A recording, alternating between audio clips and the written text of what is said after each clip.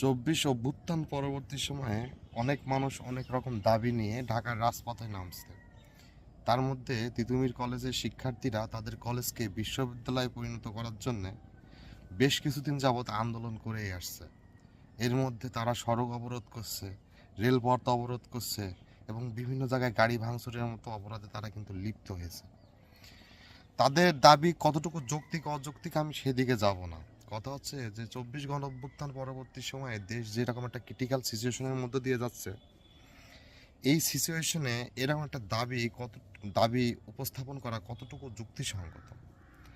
আর মানলাম তাদের দাবি মেনে নেওয়া হলো, তিতুমির কলেজকে বিশ্ববিদ্যালয়ে পরিণত করা হলো। তাদের এই দাবি মানার ফলে জাতীয় বিশ্ববিদ্যালয়ের আন্ডারে যে সমস্ত কলেজগুলো আছে তারাও যদি একই দাবি উপস্থাপন করে, একইভাবে আন্দোলন করে, তাহলে সেটা রাষ্ট্র এবং সরকারের জন্য খুবই কষ্টকর হয়ে